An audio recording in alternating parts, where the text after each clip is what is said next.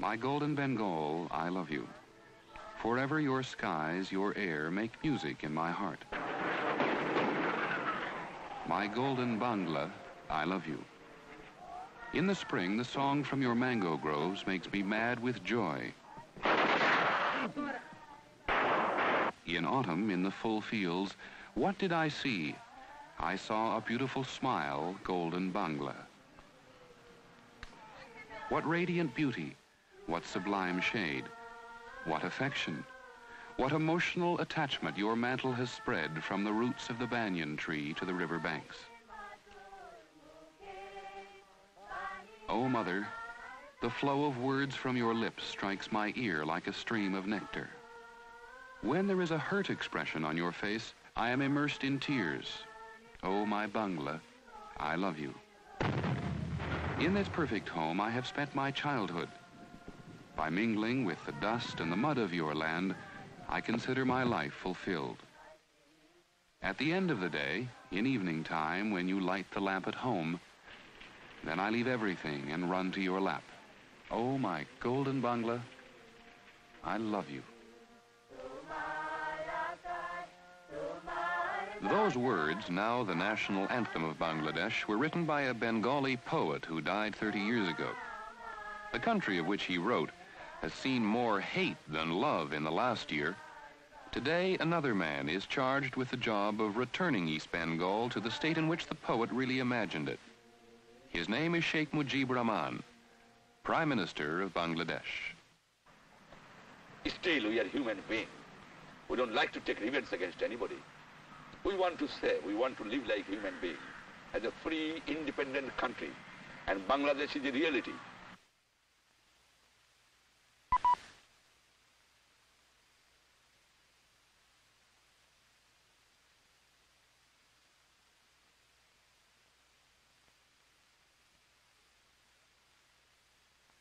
We don't believe in revenge. We believe it is the philosophy of Bengali life. Love, love, and love. It was known as East Pakistan. It is now called Bangladesh. A new beginning, but there are no roots of love to nurture the birth of this nation. ABC's Howard Tuckner. For hundreds of years, this part of the subcontinent has been a human disaster area. It is no different today for the new nation of Bangladesh and for the Bengalis who live here. Their birthright, their ever-present legacies, are death and mass destruction. The country is devastated. The vital river transportation system is a shambles. The economy is ruined. It is flat, wide open, surrounded by water filled with dung and disease. The new nation has been devastated more times by plagues, cyclones, and typhoons than perhaps any other landmass. The toll has been incredible. 1 million deaths at a time, human beings. And during the gestation of this new nation, in killing, destruction, and savagery, man outdid nature. In the 9 months that the Bengalis fought for their independence from West Pakistan, this is what happened.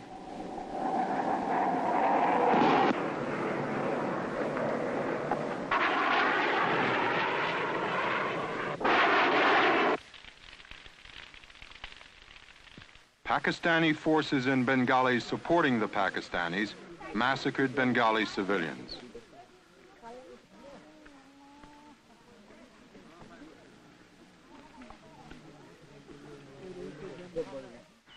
Bengalis massacred Pakistanis and their supporters.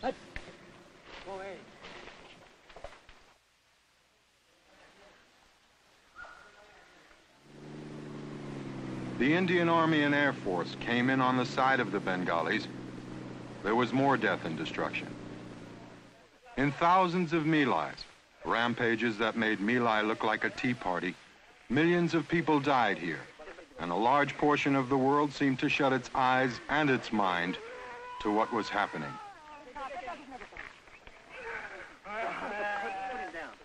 Perhaps it was the civilized mind's inability, as with Biafra, to comprehend such staggering numbers of civilian dead. Or perhaps it was more simple, that because the massacred were Bengalis and Pakistanis, because they lived in the strange, faraway lands of the Asian subcontinent, perhaps because they were not Caucasian, somehow they were subhumans, and that all this really didn't matter much. Out of this savage, hysterical past, the only possible savior during the early months of this new nation could have been Sheikh Mujibur Rahman. To the emotional Bengalis, he's a man of the people, but no mere mortal. To them, he's a godlike man of the people. They need him desperately. He's their only real hope right now. My people loves me. People have respect me. The people have confidence on me and my party. And I know that so long I am here, my people will continue their support. When Sheikh Mujib returned here after 10 months of imprisonment in West Pakistan, the fragile future of Bangladesh was thrust in his hands. Also, the new nation's only Cadillac automobile. He named himself Prime Minister, Minister of Defense, Minister of Home Affairs, Minister of Information. He does not seem uncomfortable with all that power and adulation. My power depends on the love and affection of my people. And I've got the love and affection of my people. I don't know whether any leader in any country has got so much love and affection that my people love me. Sheikh Mujib has been stretching the love image a long way during these early days. He's been getting some good things done this way. But the question is, how far can Bangladesh go on little more than love? The real danger is that Sheikh Mujib, caught up in all the glory and adulation, truly believes himself that the power of his charisma is enough to solve the immense problems confronting Bangladesh. Though many of the Bengali freedom fighters, the Mukti and Mujib Bahini, have turned in their arms, as directed by Sheikh Mujib, many others like these still hold on to their automatic rifles. One day they may decide that the country is not being run to their liking.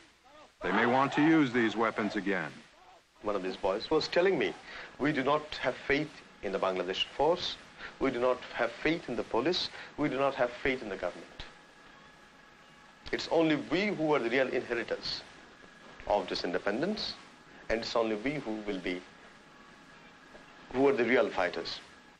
The Bengali bloodlust still runs deep and hot against non-Bengalis, like these Biharis, who are suspected of sympathizing with the Pakistanis. 1 million of the minority Biharis still find themselves in Bangladesh. At this moment in time, there's no way out for them, no exit. There may be more massacres. And even now, left and right-wing extremists are waiting and planning. Peace may not be that permanent here. Massacres, of course, can take place, whether it's racial, whether it's political, between the right and the left, between one group of political elements and another group of political elements, between different classes, and also between Bengalis and non-Bengalis, or Biharis as you may call them. And since the problems are immense, and solution does not come very handy, it's a gigantic task for any government to solve these problems. Convulsions of a political nature will take place year after year. That's my personal belief. Year after year. Year after year. Perhaps Sheikh Mujib's inspiration, his magic, will prevent this. Almost every Bengali and government official says the Sheikh has no weakness. They say he's perfect. Almost everybody in Bangladesh says this, and genuinely seems to believe it. Almost everybody, but not Sheikh Mujib's closest confidant, the Minister of Law for Bangladesh, Kamal Hussain. We put this question to him. Now, all men have their weaknesses. What do you think might be Sheikh Mujib's? He cannot be perfect.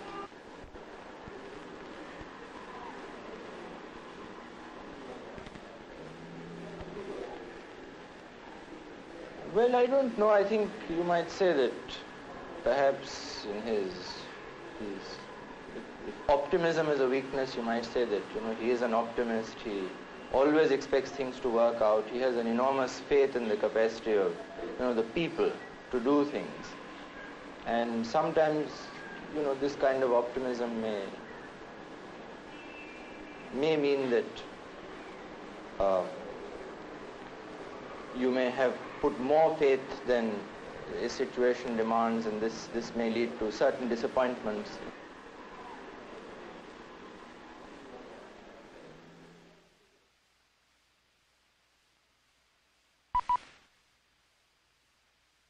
On the subcontinent, it is a small nation, bound to India by time, tradition, and need.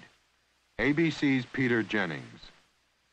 No one remembers when nature first began to punish Bangladesh, but the recollection of yet another cyclone in November 1970 is still fresh for those who see it now as having been a prelude, a precursor of what was to follow 4 months later. The following March, however, it was man, not nature, set loose to ravage the land and the people of Bengal. Television was never allowed to record the barbarism itself, only the byproducts. Between 5 and 10 million people fleeing from something we could only see in their faces. The border states of India were soon pockmarked with slums they called refugee camps. This, though it was hard to believe, was better than what they had left behind. For some, it was still not enough. Many escaped death by violence to find only death by disease. All the good intentions of a sympathizing world never did solve the problems of sanitation and overcrowding.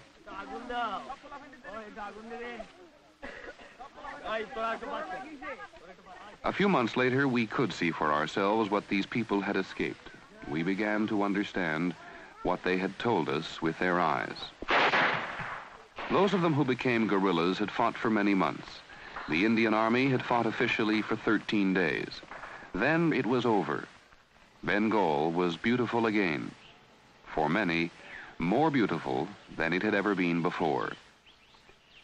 It is presumptuous and no doubt impossible to attempt judgment of this nation at such an early date. Yet this is not a nation just emerging from the drawing board, but a timeless piece of land on which more than 65 million people hope not only to survive, but to prosper. And suddenly, the people were going home. Many had walked 3 weeks to escape the terror of the past. Now they were to return on a journey which seemed shorter. The Indian government had spent $450 million on their care. The sooner they left, the sooner India would lighten the present burden on her shoulders. Not all actually want to return. For many, the camps had seemed secure. There is a gnawing uncertainty about what life at home would hold. The future for almost everyone is uncertain. Government officials may speak glowingly of plans and expectations, but they are still guessing, for the government is not yet geared to be specific. Because I have to arrange food for my people first, and there I have to give them houses because everything has been burnt. I have to restore communication system. I have to arrange the employment of my people. That is serious problems I am facing. One anticipated problem has not developed. There is not the mass starvation that had been predicted. Barring new natural disasters and given a reasonable amount of immediate aid, widespread famine will not occur. People return from India with 2 weeks' food, and on the land itself, small farms began to function again. Life is simple here and more easily resumed.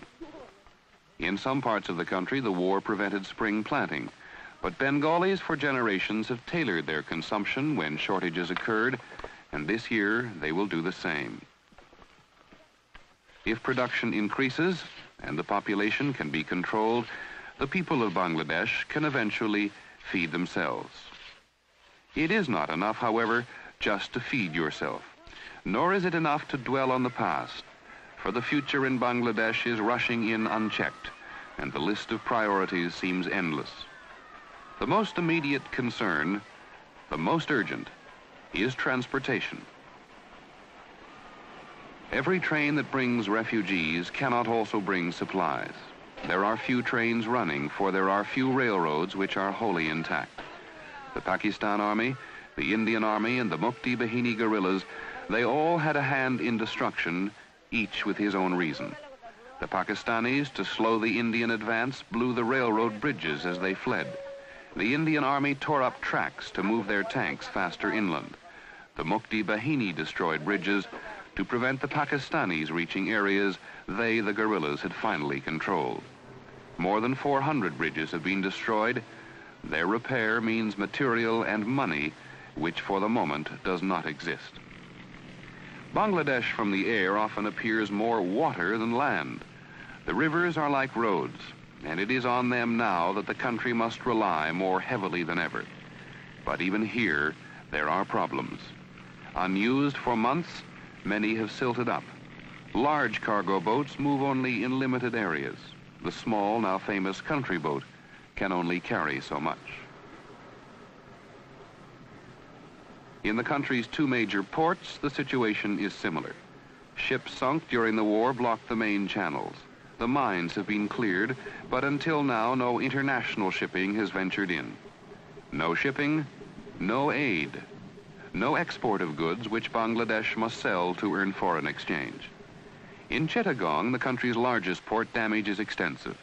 The Indian Air Force struck hard at the port facility, and new construction here must be added to a long, distressing list of needed repairs everywhere. Chittagong is a stark example of Bangladesh's long-term problem, for even if the port were ready to run, it is doubtful if it could function fully. The skilled jobs here, as with transportation, as with industry, were handled by non-Bengalis. They were from West Pakistan, or they were the now hated Biharis.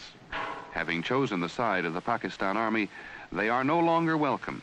They are the new pariahs in the new society. Sheikh Mujib maintains with angry naivete that if his people can fight a war, they can run a country. The reality of running a crane or piloting a ship has not yet seeped through the national euphoria. From this port at Chalna must soon begin to flow the country's principal export of jute. Here again, the channels are blocked, the rivers silted up. Bangladesh is rich in jute, the golden crop for rope and burlap. It is on jute that the economy will largely rely. Europeans have agreed to buy everything the country can produce, but at the moment the mills are hardly running. Some are closed altogether, others working at half speed and thereby half production. Here again, non-Bengalis had provided the talent. They no longer work. Here again, even if you produce, you must ship. And remember the transportation crisis. It is still a matter of guesswork how much jute can be produced or how much the world will need. It is not guessing to know that without its earning power, the need for aid will increase.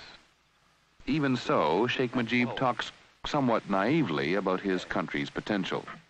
I have a very good exportable commodities like jute, like tea, like hygiene schemes, fish. I have forest goods. I can export many things. I can earn huge amount of foreign exchange. But these people have destroyed. I have to reorganize it and start working for that. The Russians have promised massive aid, and so have the Indians. But Indian economists shudder at the figures.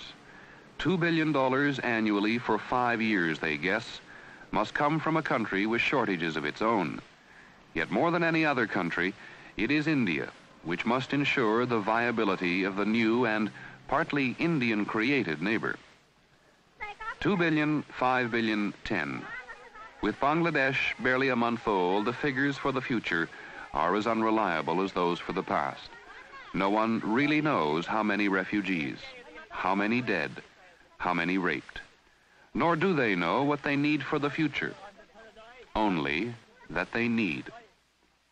What is evident is that the country is bankrupt in everything but spirit, and the spirit, for the moment at least, seems to make everything possible. I'll be able to do it because my people who can give their life for their liberation, they will cooperate.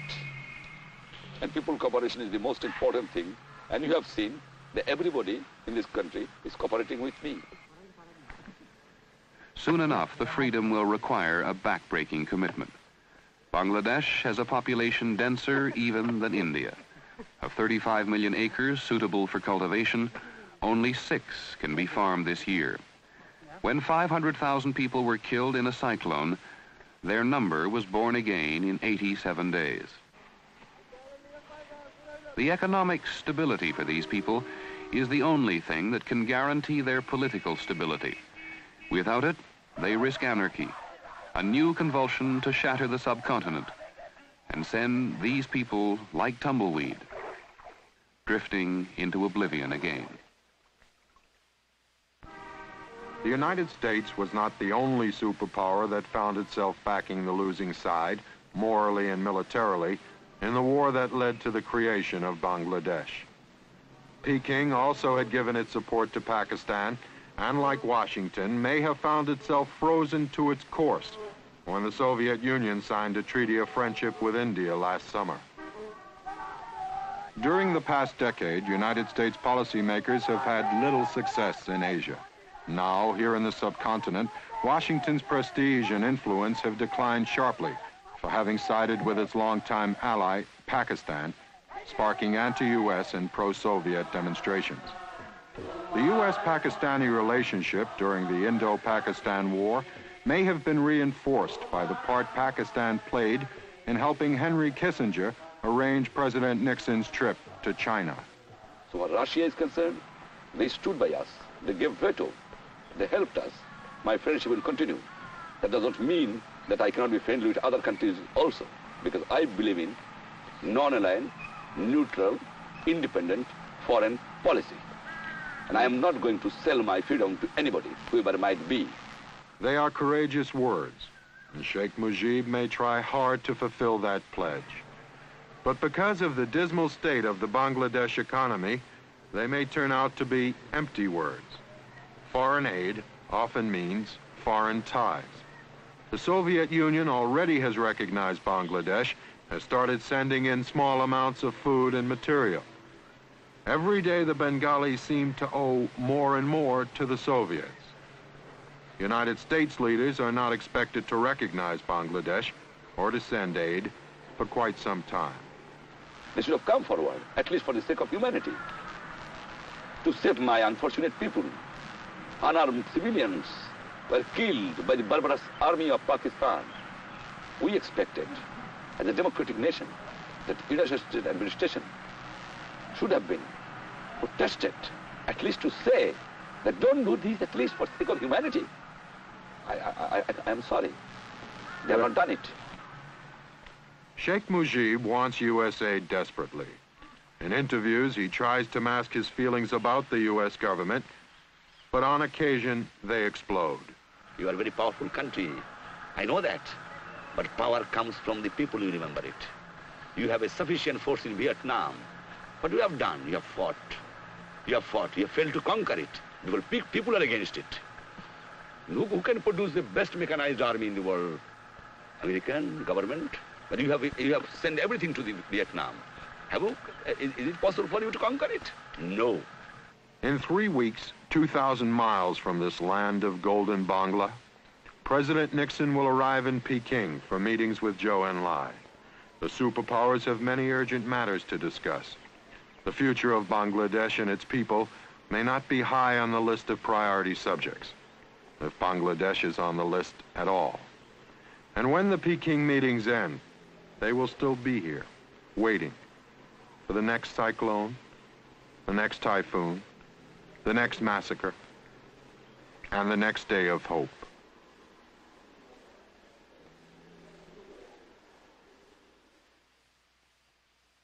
Aane bole gane pagol kare